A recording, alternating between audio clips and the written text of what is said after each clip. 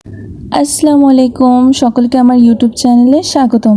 আজকে আমি বাঙালির প্রিয় পাটিসাপটা পিঠা করে দেখাবো। পাটিসাপটা পিঠার জন্য আমি এখানে আলা চালের গুঁড়ি নিয়ে নিয়েছি। এটা আমি পানি দিয়ে অনেকটা চাপড়ি বানানোর মতন ব্যাটার তৈরি করে নিয়েছি। এর মধ্যে আমি দিয়ে দিলাম একটা ডিম। আর বলে রাখি, এই ব্যাটারটার মধ্যে আমি সামান্য পরিমাণ একটু লবণ দিয়েছি, বেশি লবণ দিইনি। এখন এটার মধ্যে দিয়ে দেব গুড়।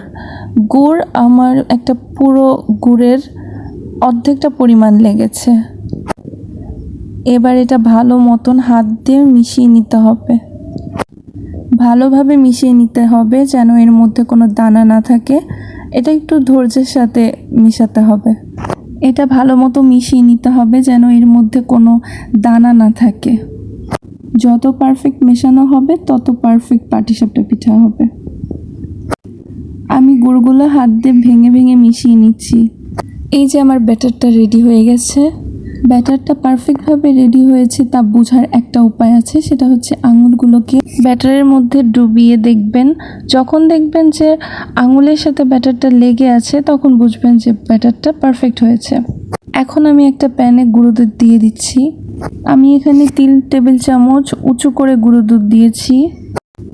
এখন আমি এর মধ্যে 2 টেবিল চামচ সমান করে চিনি দিব। যেহেতু আমরা চিনিটা একটু কম খাই, সে কারণে আমি চিনি অল্প দিচ্ছি। এখন দিয়ে দিলাম 1 কাপের একটু কম পিঠা বানানোর ব্যাটার। এটা আমি ডিম মিশানোর আগে উঠিয়ে রেখেছিলাম। এখন 1 মগের মতো পানি দিয়ে দিলাম। কাপের হিসাব করলে চা খাওয়ার কাপের 2 কাপ পরিমাণ পানি। এটাকে কিন্তু অনবরত নেড়েচেড়ে দিতে হবে। নাড়াচাড়া না করলে নিচে লেগে যাবে, ফলে দলা পাকিয়ে গেলে আর হবে না পারফেক্ট পাটিসাপটা। এটাকে আমি অনবরত নেড়ে দিচ্ছি। যেহেতু আমি ব্যাটারটা দিয়েছি, যার ফলে চালের গুঁড়ার ব্যাটার, এই কারণে এটা জমে যাবে খুব দ্রুত। তাই চুলার কাছ থেকে একদম নড়া চলবে না। এই যে আমি এভাবে করে বারবার মিশিয়ে নিচ্ছি। এই পর্যায়ে চুলার আঁচ কিন্তু একদম লো হিটে। আমরা হাই হিট থেকে ধীরে ধীরে লো হিটে করব। যখন এরকম হয়ে যাবে ওই পর্যায়ে চুলাটা অফ করে দিব। এটা ঠান্ডা হওয়ার পর আরও জমবে। এখন একটা কড়াইতে আমি তেল ব্রাশ করে নিচ্ছি, যার ফলে ব্যাটারটা ঢালা মাত্র লেগে যাবে না। এখন মিডিয়াম আঁচে এটাকে গরম করব। যখন হালকা গরম হয়ে যাবে তখন ব্যাটারটা আমি ঢেলে দিব। এখন এটাকে চারপাশে করে ছড়িয়ে নিব। এরকম যদি একটা কড়াই ব্যবহার করা যায় তাহলে কিন্তু সবগুলো পাটিসাপটা সমান পরিমাণে সমান সাইজে দেখতে হবে, আর দেখতেও সুন্দর লাগবে। এখন এটাকে ঢাকনা দিয়ে কিছুক্ষণ রাখবো। এখানে কিন্তু মিডিয়াম থেকে লো হিটের মাঝামাঝি পর্যায়ে রেখেছি। 30 সেকেন্ড পর ঢাকনাটা খুলে এর মধ্যে আমি সেই দুধের মিশ্রণটা দিয়ে দিব। এর মধ্যে অনেকে পায়েস, অনেকে অনেক কিছু দেয়, কিন্তু এই দুধের মিশ্রণটা দিলে বেশি মজা লাগে। এবার এটাকে এভাবে সাবধানে খুন্তির সাহায্যে আমি এভাবে রোল করে নিলাম। আপনারা দেখলেই বুঝতে পারবেন।